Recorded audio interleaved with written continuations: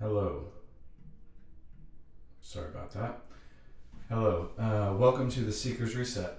My name is Robert, and I am your host. Broadcasting, as always, from the home that I grew up in, where my parents still live, and where I am undergoing one of the more interesting, difficult phases of my own reset. I began to introduce in the last episode this notion of entering purgatory. And the point I was making in that video is that most people, seekers, will constantly come to the juncture of entering what can be called purgatory. And because they don't immediately experience bliss and heaven, they believe they're not going the right way, and they turn around and they go back to hell because it is more familiar, and because everybody else living in hell is generally, they seem happy, and so the life of the seeker becomes mostly this bliss-seeking experience where we keep finding something that makes us feel good and blissful. It wears off. We go back to hell. We seek the next blissful and good feeling experience, and we keep doing that throughout our lives because we're never willing to enter and undergo the process of purging and of real change. So, hell is the realm of the familiar, the realm of the false, the realm of the illusion.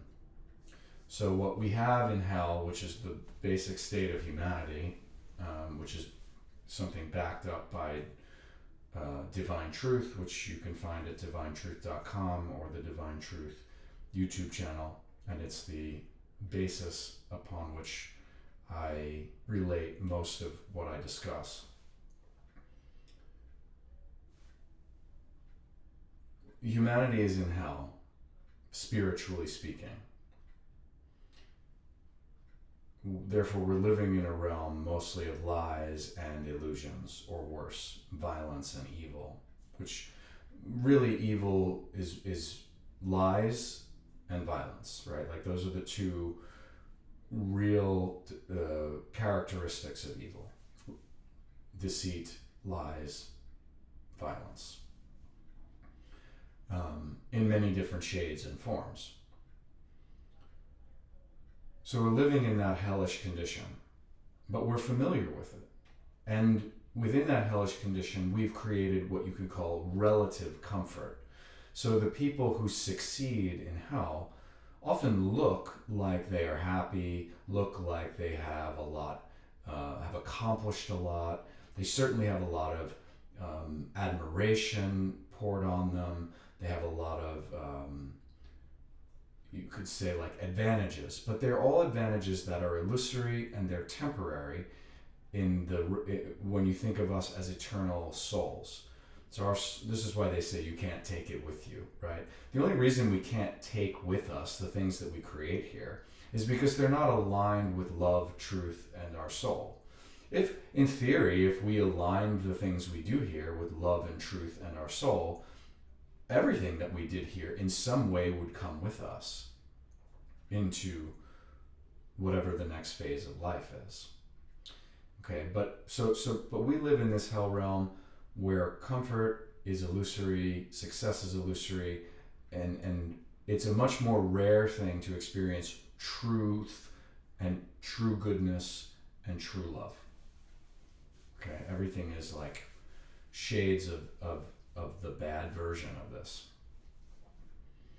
But it's familiar. So when we get to the juncture of purgatory, where all of a sudden everything seems unfamiliar, scary, harder, etc., we often will revert back. And this is what happens to a lot of people with mental illness, quote unquote mental illness, or addicts, is that they, and I've been both of these, we get to that moment and we revert back, and then we choose addictions, or we medicate ourselves, or we ensconce ourselves in deeply codependent relationships, all as a way of kind of freezing us so that we do not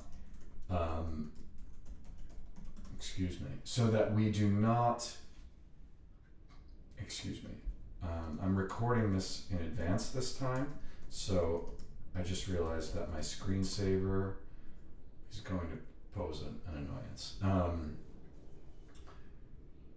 We sort of freeze ourselves at the moment of change instead of going forward. And certainly not pleasant. So in hell, we're unplugging from the familiar. We're unplugging from all of the things that made us feel strong when we weren't, because it was the realm of of our false self. So in hell, everything that we do that makes us feel strong is largely just puffing up this fake persona or personas that we live within. For me, it was many addictions: drinking, cannabis, cigarettes, womanizing, money, success, social influence, many things that I used to pump up my false sense of self. And as I removed each one of these, obviously there was withdrawal. And it turns out that the physical addictions are actually some of in the end, the easier things to get rid of. It's the emotional and sexual and spiritual addictions, again, refer to divine truth, about that hierarchy. It's those that are actually even harder to let go of. And much like Neo in the Matrix, when he wakes up in that pod and he's disconnecting himself from all these food sources that the Matrix was feeding him, he discovers that he is really weak and alone. And we are like that when we go into purgatory. Honestly, is like we discover how weak and vulnerable we are when we shed all of these layers of falseness, when we stop feeding on all of these addictions, when we stop feeding on the praise of people who are not going in the right direction. We stop feeding on the adulation of those who actually are very content in hell. We stop feeding on the successes that bring us notoriety in hell. We stop feeding on even things like meat for moral reasons, right? We stop feeding on certain emotions, in my case, anger. I've spent a good deal of the last year releasing a lot of anger. And as I did that, I realized my whole life, a great deal of my life has been fueled by anger. I didn't even know it, how much I was running on anger instead of love. And we live in a culture that largely glorifies the idea of channeling your anger, which is actually a totally horrible idea. It is very good to release your anger. It is very good not to let anger take you over so that you act it out. But this notion of building a life in which you are channeling your anger means you're just building a life based in the fuel of anger, which means you therefore need anger to continue that life, as opposed to basing your life in love. But as I let go of my anger more and more, I realize how weak I am without it, how powerless I feel without it. This is a very long process for me. Believe me, I'm not there. So we let go of these fuel sources too. We unplug. We begin to tune into the eternal sources of love and truth. And that starts to purge things from our system as well. And we start to feel physical symptoms. Earlier in my life, I believed it was purely physical and psychosomatic. But it's spiritual. And it's not just Kundalini, because a lot of people will talk about Kundalini awakenings. And these are, I think, real, but if you are headed toward the soul, you have to get past the Kundalini idea as well. Even though it will resemble what's described as a Kundalini awakening. And again, Divine Truth depicts the distinction between spiritual awakening and sort of soul-based awakening. And these are two different things that I'm not going to go into right now. There are differences between them. We also give up on our spiritual, on our connections to spirits. So many of our achievements, many of our skills, many of our gifts have been driven by our relationships with spirits. And some people know this. It's really like the realm of magic and black magic in esotericism. And we have to go through the process of letting go of that, just like we let go of any other codependent relationship. Because many times we're receiving power, ideas, insights, etc. from spirits, but we have to let go of many of those, if not all, in order to really go through the process of becoming more truly ourselves. We have to purge emotions, and the body will undergo detox in the process, and the body will undergo many symptoms as well. In fact, very often it's the symptoms that begin to inspire us and motivate us to even go through this process, because we will have certain chronic symptoms or acute, but like we will experience a lot of chronic symptoms which are not curable via physical, pharmaceutical, herbal, nutritional means, and we'll finally begin to realize that this is a matter of spiritual and soul cleaning and cleansing. And I've been at that point for a while where like I've tried virtually every diet and exercise and breath work and meditation and energy work and acupuncture and Chinese medicine and Western medicine and Eastern medicine. I've tried pretty much everything sincerely, with a lot of effort for years, and yet I am still in a state of suffering, even physically. And that's one of the things that led me to find Divine Truth, which changed the game for me on these topics. So we're unplugging, and we begin to feel the withdrawal effects of this on every level: emotional, spiritual, mental, physical, sexual. We start withdrawing from things that we can't even pinpoint. So like when you stop smoking, you kind of know I'm going through withdrawal from smoking. You stop drinking, you kind of know you're going through withdrawal from drinking. But on this particular path, the withdrawal is so multidimensional and so constant that you don't even know what you're withdrawing from half the time. You're just in a constant state of withdrawal. And that can be terrifying because there doesn't seem to be any way for you to control the process, because it's like, what do I do? I don't know when this will end. Like, they tell me in general when I withdraw from cigarettes, it's like a few weeks and then you feel a lot better. By the way, that was never really true for me, but either way, you kind of have these benchmarks, whereas in the soul and spiritual process of withdrawal, it could go on for a very long time.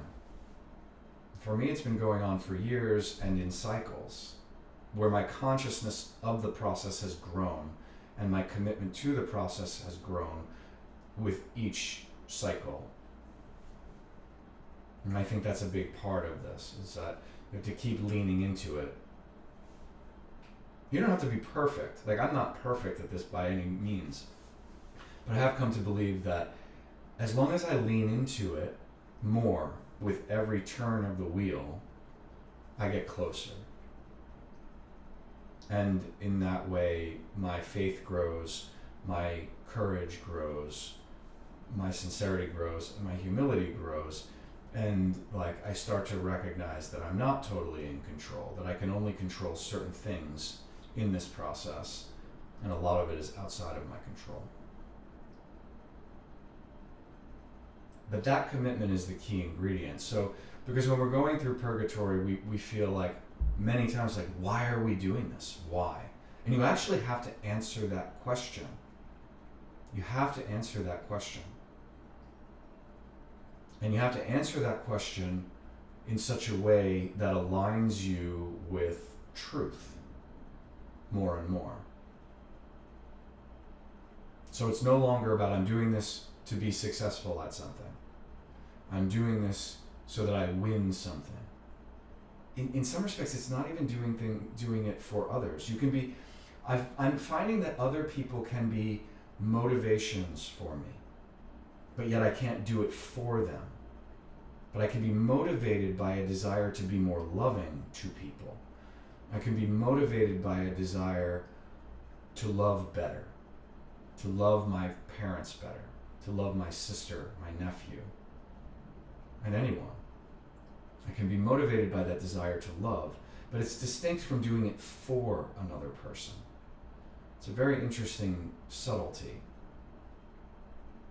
But you're certainly not doing it for recognition. It's another thing that needs to be given up as one goes through purgatory. It's not about recognition, which has been a major issue for me. Letting go of that little by little.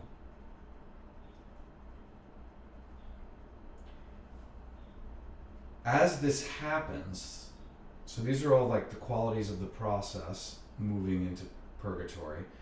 Obviously, you're getting more and more of a sense of what's available beyond, but you also have to let go of when you're going to get it. You may not get it while you're in your body.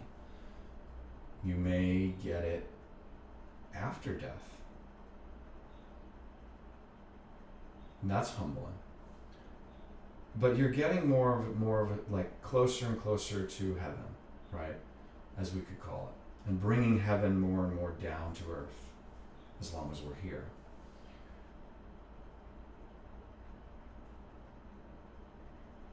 And with that, you're exiting the realm of fakeness, evil, violence, and entering the realm of truth, love, truth and love. That's really it at the end of the day. Exiting that realm of evil, which is falsity and violence, and entering the realm of love and truth.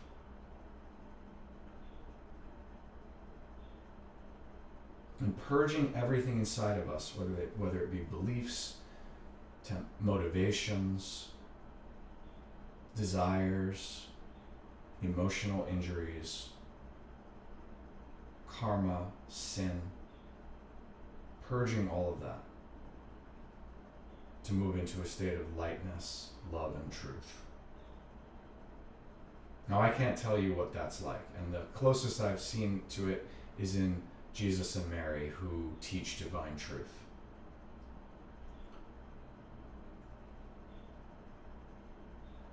I'm not there. I'm simply going through this process, sometimes more sincerely and well than others. And I'm attempting to engage with people who have a desire to go through it as well. Because I do believe that there is a place for us to support one another in this. But it's delicate because codependency is at the root of the problem. And so we can't do it for one another. And we can't do it totally together either, but somehow we can do it alongside one another. And I believe that that's sort of what Jesus and Mary are creating in Australia with their program called God's Way, which I did experience firsthand. And eventually I will get around to talking more directly about divine truth and about God's Way. but I haven't yet, because I'm wrestling deeply with it, because there are aspects of it that did not land with me, even though I can't tell you how valuable and how essential it is. But there are some aspects of it that I am not convinced by, and I did not find it possible to address those while I was there. So we're unplugging from everything that once fed us, everything that once drove us. We're rearranging everything. We're going through withdrawal and purging. We're letting go of the things that we once wanted. We're letting it all get changed, rearranged, just like the caterpillar. It's like we go in with a body, and we come out, everything that we went in with, we leave with. The caterpillar goes into the chrysalis, and everything that was a caterpillar becomes a butterfly. It's a transfiguration of the material, but it is a complete breaking down, rearrangement, reorganization of it. And that's what purgatory is. It's like everything that we've been, everything that we are, gets melted down and reorganized. And it's actually a process that's taking place all the time in life. It is the nature of change. It's just that we've gotten so bad at it through the years that now we have to go through these harrowing processes of change to re-establish the natural way of being, which is that change is happening constantly. It's what I believe when people talk about being in the moment. I believe that's the truth of it, is that change is happening all the time in the moment when life is functioning properly, but we have distorted and disrupted the process. So now we have to go through this disgusting process of change in order to rejoin the natural rhythm. But once we do, we can grow and expand and learn and experiment and like revel in what was intended for us. And that's what I'm looking forward to. And build a world that allows more and more people to go through that. Just like you would want to build a family that allowed your children to go through it in a better way than you would, than you had. And eventually I'll talk about these things and this notion of what I've in the past called the soul sanctuary and the models that may be possible to create, for education, for health and well-being, for healing, for becoming who we are. But it all has to start in purgatory. And the better we get at this, the shorter the purgatory period is for subsequent generations, right? It's like shorter, more effective. Which sounds so like industrial and mechanical, but it's true. It's like the better we get at it, the less we'll need that other people will need to do it. It'll be passed down and improved, ideally, over time.